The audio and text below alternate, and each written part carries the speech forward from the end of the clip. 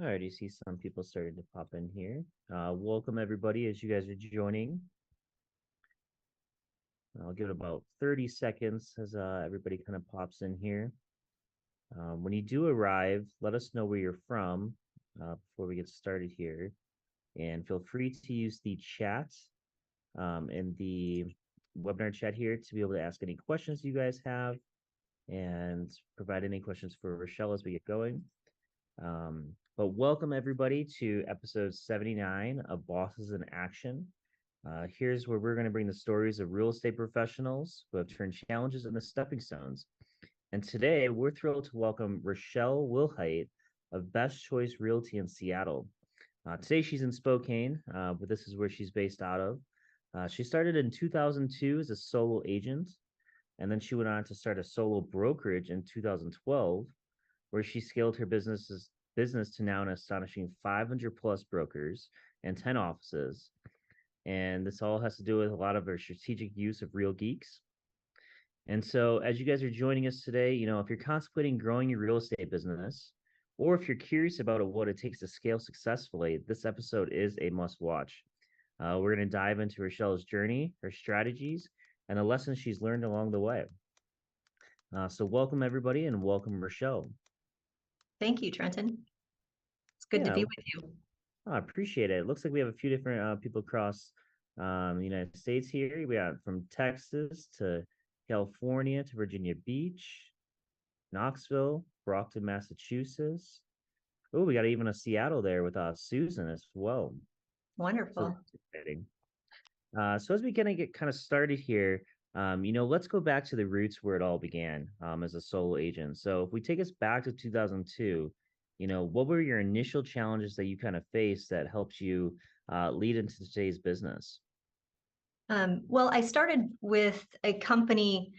I actually was with the biggest company in Washington at the time, and it was up and coming, and it was one of the top in market share. I won't name any names, but it was the top market share in our area, and it was very old school. And I was a young teenager at the time, and so I was looking for something a bit more progressive that utilized technology. And so in 2002, when I did get my real estate license, I joined Zip Realty. It's been traded, it's been merged, it's no longer in existence. I know the technology still exists out there. But yes, I did work in that environment for about 10 years. So I had the opportunity of traveling across the nation, working for that corporation. It was a company very much like a Redfin company, where it was an employee-based model. And I worked a lot of internet leads. So I learned a lot about Yahoo. When we were buying Yahoo leads, we were buying all kinds of different sources and testing and piloting online lead generation. So that was my base or my foundation. And what I learned, Tristan, is that, and Trenton, is that being a young entrepreneur in a very, very tech centric area of the country, there were certain habits that I had to have and systems that were needed and essential to be successful. And then ultimately, it was my customer service that kind of led me to the point where it's like, I want to run more of a service-based business rather than utilize 100% of my time with lead generation in that kind of technology corporate company. So that's kind of when I formed Best Choice Realty in 2012. Excellent. Well, that's awesome.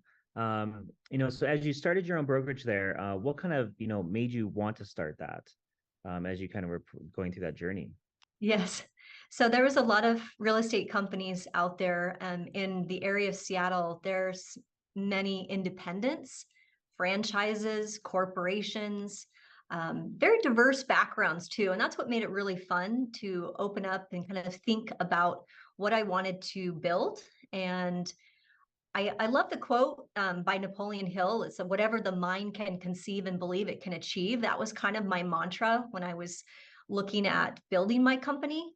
And at the time, I was searching for all of the different companies. I really wanted to be an entrepreneur and build something of my own, something that I could, in 5, 10 years. Now we're looking at almost 11, 12 years with my company, something I could be very proud of, something that I could control, that would give me the ability to give good service, keep my overhead very low, leverage technology, provide opportunities for people that I associated myself with, and it allowed me to scale. I didn't want to just be a simple solo agent. I had bigger goals for myself at that time. Definitely. Well, that's very exciting. You know, was there a specific moment or realization that really made you want to start that process? Yeah, it started my thought process. I was working for Zip Realty at the time, and I was also managing for them. So I was doing that in 2011, and there was a client of mine who was going through cancer treatments. He was dying, and I had to go through like 5 layers of corporate red tape to get an approval to make an adjustment on my compensation. And it was very frustrating. The client actually ended up dying in the process. And so I was unable to give back to the family in the way that I wanted to because of all the corporate red tape. And I thought, you know what, if I could create my own lead generation, if I could build my own company and associate myself with and make those decisions on my own when they are appropriate, I'd obviously have a better business model. And so that was one of the kind of, I would say, pivotal moments that made me start thinking about, can I control, what kind of allocations, what kind of resources, how that customer is handled and supported. Can that be possible in the Seattle market that's saturated with all kinds of business models from and all different walks of life? And so it was built from more of a customer service angle. Like, can I just go out on my own, and can my husband join? So my husband actually joined my company right off the bat. He got his real estate license too, and was like, let's just do this together. And I learned really fast that having a relationship that can change. So luckily we're still together. And but it was a rough patch, I would say, as I was scaling, as being married and having a partner who was also licensed. We had to learn to get along with each other and build the model, and he support me with some of the ideas that we had set up as well. So there was definitely challenges early on when I formed the company. Oh, well, that's really awesome to hear about that. You know, that you can have that partner in life to be able to help out with that as well and kind of, take that journey together. Yeah. Uh, during those early days, were there any lessons that you still or that you learned that maybe still influence how you operate today? Yeah. So when my husband, he again worked with me for the first couple of years, and we had one office at that time, and we were my dad was the CFO, so he was the one that was running the finances. So I had, obviously in-house support from my family. And then my dad got cancer, pretty bad stage 4 cancer. And that was in 2016. So I was like 4 years in the making of my company. And so super pivotal because I was really frustrated with some of the decisions I was making. I'm very hard on myself, because I want to make things right. I'm one of those leaders that's really not satisfied. And I am always challenging my own personal thought on how I can make it something better. And so I was leveraging my staff at the time. I had a part-time transaction coordinator. I had an inside sales rep. I had a part-time recruiter, and I was working with a local school, Highline Community College. They had an internship program. So I actually was having an intern help me with my marketing and design at the time. So, I mean, that was the beginning of like the first 4 years of building a business on your own and having a lot of part-time help. And then dealing with, some bad news with my dad's getting stage 4 cancer and going, oh my gosh. And then to top it all off, I found out I was pregnant with a surprise baby. So here's baby, I'm expecting a baby and building the business. At the time, about 3 or 4 years in, we had close to 100 real estate agents at the time. and realizing like I can't do this all on my own. I'm going to have to leverage. I'm going to have to maybe invest more in paying for more full-time help, so that I wasn't reliant on just part-time, where I would have much more turnover. Um, Certainly wanted to consider what my strengths were and what my weaknesses were, and I wanted to find people that could essentially give me that, the other half. So if I'm a good leader and I'm really hard on myself and I'm really driven and I make decisions and I need somebody to kind of think more, analytical, that type of thing, I wanted to find an operations manager that could really support me on that side of things. So those types of conversations were happening in the company as I was making some decisions. My dad did pass away in 2017. And when he passed away, we had expanded into 2 more locations. But with that expansion, we also added to our staff. So I was able to have a baby, and my husband stepped away. He actually left the operation to be a full-time dad. And then I was able to really progress with some of the goals that we had set for the company in scaling in that way. Awesome. Well, that sounds like quite the journey there. And it sounds as if like the process of your expanding your team didn't quite go the way you wanted it to go. And so that's pretty impressive that you were able to still continue to grow with all those challenges that you did end up facing. I'm curious, some you kind of mentioned some of the stopping points that you had throughout the road there. Was there any different challenges, as you grew to 10 offices? What were some of those logistical and operational challenges that you ended up facing? You kind of mentioned some of the personal things that kind of stepped through, but was there any other operational challenges that you ended up facing that would help others, during this time as well? Yes. So having that growth mindset definitely comes with challenges.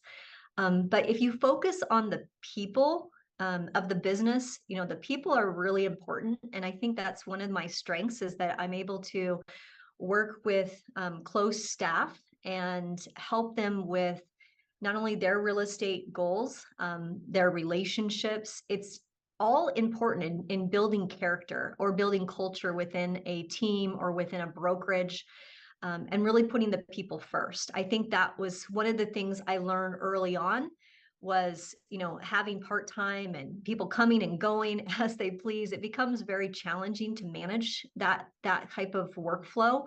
But by having committed people, so we started doing, definitely I'm very big about the DISC profile. So any employee that I bring in, we want to do a very thorough interview. I follow up. I do a lot of intense negotiation and background checks to make sure that the person that we put into that role is the person that we want.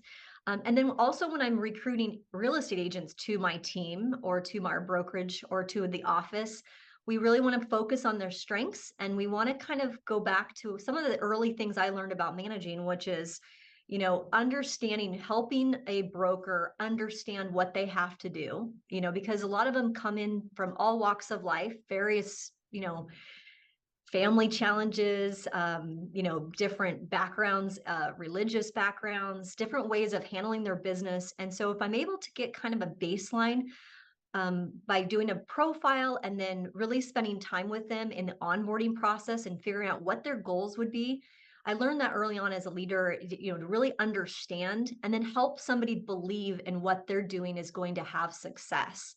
And then the part that I think a lot of leaders miss out on is that once that agent or that employee understand and you've really helped them believe in the culture of what you're setting forth, then there is the tough part, and it's the accountability part. And I think that many people they hire an assistant, right, Trenton, and they start adding agents and they kind of get out of control and they kind of spiral because that person maybe understands what their day-to-day have to, what their job description is or what they're supposed to do, but they never really believe that the leader is helping them grow their business. There's that lack of trust that exists. And then all of a sudden the leader, maybe I'm talking to some of those people that I know out there in the Seattle area, they never hold them accountable. They kind of wonder why that assistant or that employee went a different direction or decided to join a different team or a different firm. And so I think what happens is they lose sight of just that fundamental understanding, then the belief, and then holding that employee or agent accountable. Sometimes they may hold them accountable way too soon, maybe early on in their first 30 days. And you've got to give people time to adjust to your leadership style and also learn how to grow within a brokerage. So our retention is really high, Trenton. I work with people, I give them some grace that's warranted sometimes, and that kind of goes a long way. That builds trust and belief in a culture that you're growing. So that's kind of some things I learned along the way. And I learned basically I've had to fire a graphic designer. I had a fraudulent employee. I had an employee that was that lied on her application. So I've gone through those things, and a lot of those types of incidents created systems and processes that I now use on a regular basis and consistently to grow in the way I've grown now. That's incredible. I mean, your process there, especially from onboarding, to the first 30 to 60 days seems to be like spot on. Definitely people that are watching, think about different ways that you can incorporate some of those things that she just mentioned here, because Rachelle really seems to have it in place, especially if we're able to grow that large of a team. Couple questions regarding recruitment here. One from Rashonda: do you require the office personnel to be licensed or pursuing a license? That's a good question. And we started out with not having a license. And as we've grown, obviously there's a need because we get leads that come into our offices. We've had walk-ins, in fact. And so it is much more helpful now with the size of brokerage that I'm in to have that real or aspiring to get that real estate license. Depends on the role, right? If we're looking for inside sales, it's definitely helpful to have them licensed so that they can talk more about real estate.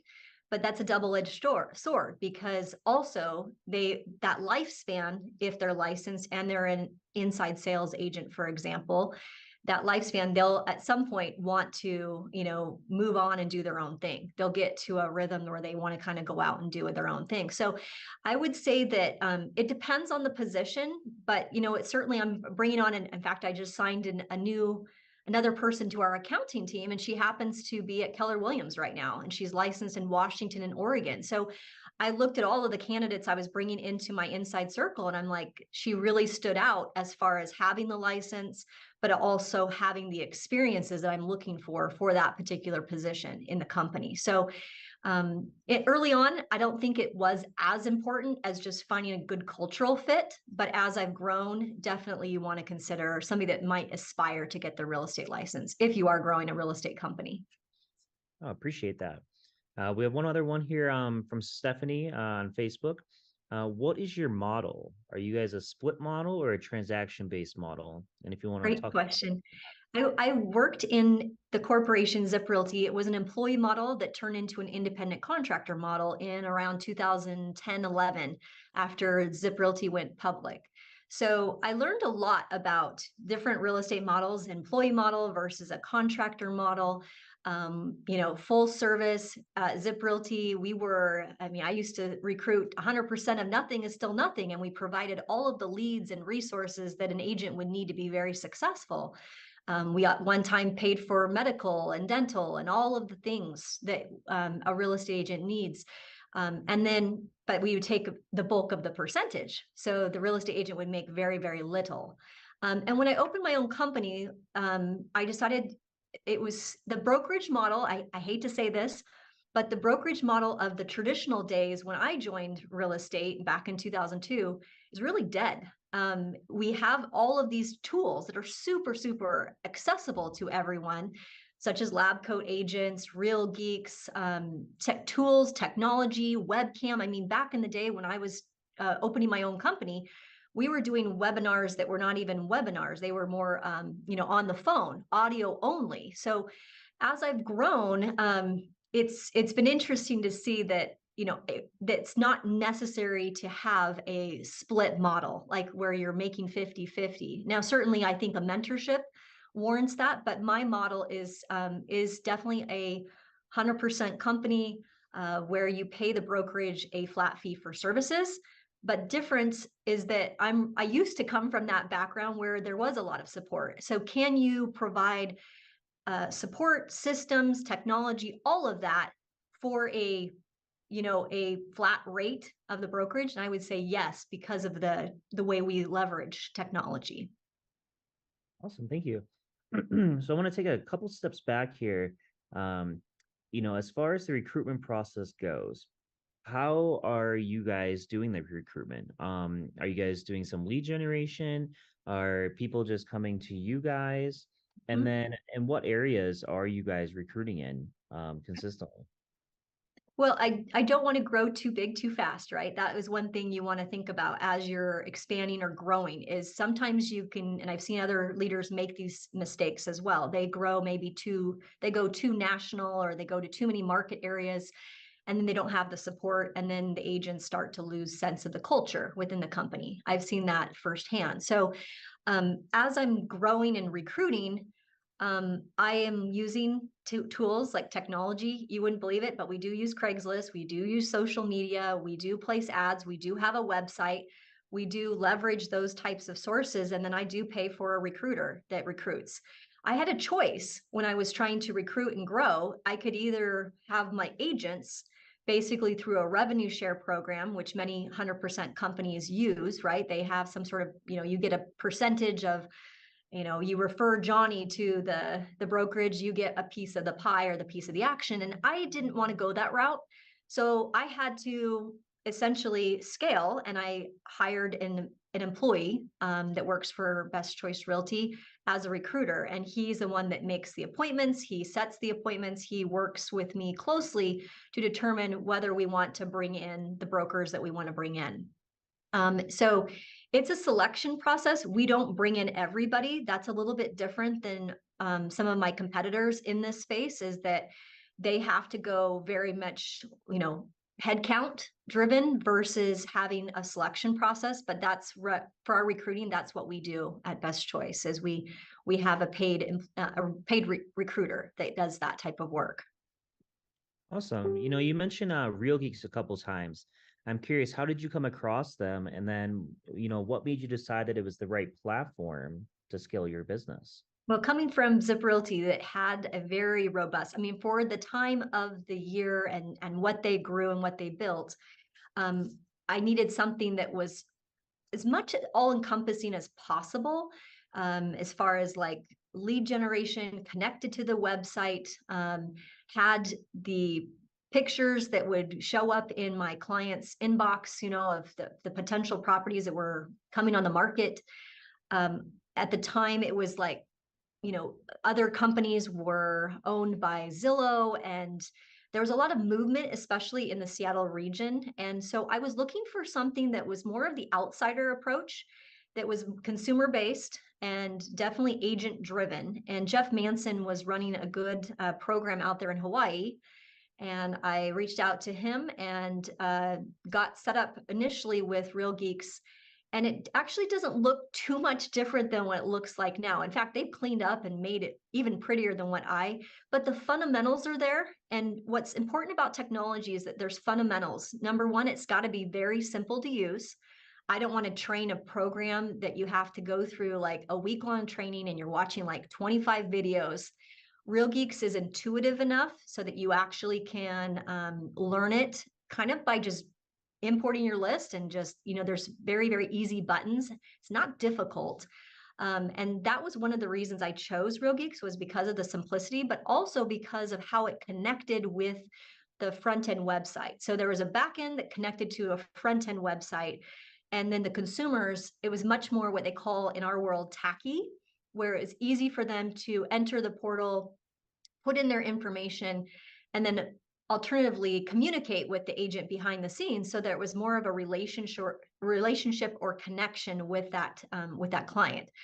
And then it could be followed up and you could schedule different times when you could follow up. And what I liked about Jeff was that he didn't fall into the trap that some of those others where they went like super aggressive and then got blacklisted, or I don't know what they call it, basically, they couldn't even get their emails out, right? That's what 2012 and 13 and 14 look like, is email deliverability was a challenge. And that was all very much what Jeff and his team worked on in the early days of Real Geeks. And so with that, I think what happened is Real Geeks got a lot of really good attention from the Google gods. I like to say, Google gives you ranked and all of that ranking. And so for SEO, Real Geeks was constantly getting us ranked really high with what we were doing. And I think with SEO, this is where, as a new owner, or maybe you're running a small team and you're maybe using Real Geeks, you're kind of like, oh, maybe it's not working for me. I'd really, encourage you to kind of look at the alternatives, because the alternatives don't rank very well. And then you're going to be bombarded with people telling you, hey, for this amount of money, I'll get your SEO up. And I have never had to do that type of work. So I can really kind of shut the SEO companies down by not going that way, because that Real Geeks has really made a good foundation. Sure, it could be prettier, it could have a little bit more bells and whistles, but at a fundamental core of what Real Geeks, it was designed by real estate agents like me. It was built, the consumers like it because it provides the pretty pictures. And some of that clutter is not needed, honestly, with some of those other programs. I would have to agree there, especially with the having that simplicity, easy to use. And you're right, it doesn't need to have all the bells and whistles, as long as it can provide what you need for the customer, Right. for your team, as far as the website building and things like that. We've been using Real Geeks for a while now. We try to test out pretty much all the CRMs. But we've been getting some really good quality leads here in the last couple of weeks, as far as customers that are using your site, returning to the site, saving properties, things of that nature as well. Mm-hmm. Um, how has Real Geeks helped you in retaining clients? Are they doing any support there for you guys? Yes, we do pay for real leads. So they have a team of people that place the ads. So I have outsourced in that way. So I'm not having an inside person. My marketing and design manager, that is not her strength. And so when you're managing people, obviously in your inside circle, you look at playing on their strengths and not on their weaknesses. And so instead of, leveraging my internal staff to do some of the work, I've paid for contractor work like Real Geeks. And they have a team of people that basically do all of the ad placement, that do the piloting, that test it, and that deliver up those leads into our portal. And I have had to create ponds where our agents then, go and fish in the pond, so that they can, grab and nab those leads. And then as far as converting them, we have trainings that we support our agents on knowing how to convert. What are the best strategies? What are the emails? What is the workflows look like that have the highest conversion? And honestly, sometimes it's just picking up the phone and calling, right? And I think that there's something to be said about that, rather than having maybe your inside sales, but having that agent that's actually going to work that lead, make those phone calls. We've actually seen more conversion on that recently. Excellent. We do have a question dropped in here in the chat from Samara. How much did you hire the recruiter for when you first started, and what were the key characteristics you had them look for when when they're looking for new talent? So if I won't give you the exact, I mean, it was initially the recruiter, and it was a part-time recruiter at the time. Um, she was paid just hourly, actually, when I first started. Now that's a salaried position and it's full-time with our company, but initially it was part-time and it was hourly based, minimum wage actually, but with bonuses when the appointments converted. So that's kind of how we structured it initially. Now it's salary, but appointments confirmed, also bonus. It seems to work well with a recruiter. But to initially, when we onboard a recruiter or we're interviewing a recruiter, we want to make sure that they are not afraid of the phone. So that person has got to be really on the first interview, be comfortable, confident talking with people, so that I can work and coach them through some of the questions that they may encounter and the objections, quite frankly, with that's out there. Um, so need a quick learner. Definitely doesn't have to have a real estate license. I've trained and coached recruiters that do not have a real estate license, but they have to be super, super skilled at the phone and handling objections. Excellent. No, great response there. As we're kind of about to wrap it up here, I'd love to hear a few final words of wisdom from you, with all your experience here over the last 20 years, 500 agents. 10 different offices. If you could share one piece of wisdom with our audience today, what would it be? If you're wanting to create something, you've got to really think about, the people that you're working with, and really surround yourself with people that think maybe it's like surround yourself with smarter people in the room, I think. And that's what's been nice. So, I surrounded myself with my father when he was still living. Obviously he had much more of a financial aspect of running a business because he was a CFO.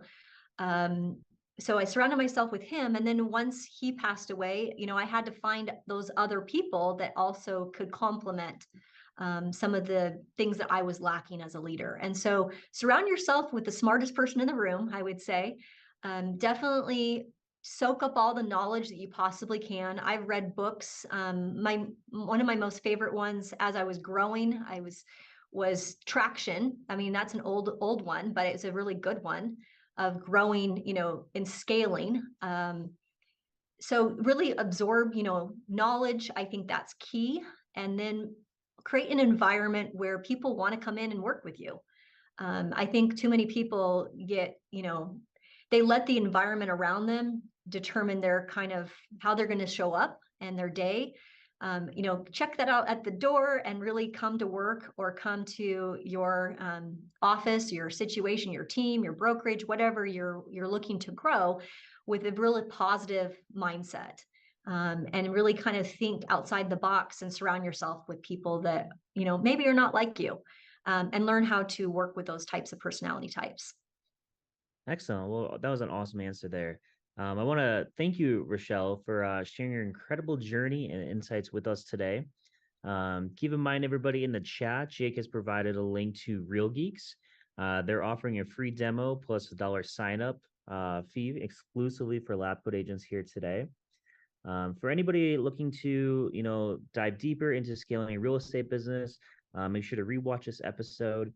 Rachelle, if you want to put your email in there or where they can connect with you, maybe it's on social, in case they have any other further questions, drop that into the chat. Definitely. If you have, we don't, because we're not a franchise, we actually look for people across the nation to refer business to. So I would love to be a resource for you in the Washington region. But if you are working in another part of the area of the country and maybe using Real Geeks and want to, do referrals, we definitely handle referrals very, very well, and would love to connect. So thank you so much. Awesome, everybody. There's her email down at the bottom of the chat. Well, actually, let me drop this into everybody really quick. For you guys to reach out to Rachelle if you have any questions about growing your team, any questions about Real Geeks, or if you just want to chat and find out some more information from her, that'd be great. Contact her there. But You thank so you, much. everybody, for joining. Hope you guys had a great time today, and looking forward to see you guys on the next call. Thank you so much, Trenton. See All you right, later. see you, Rachelle.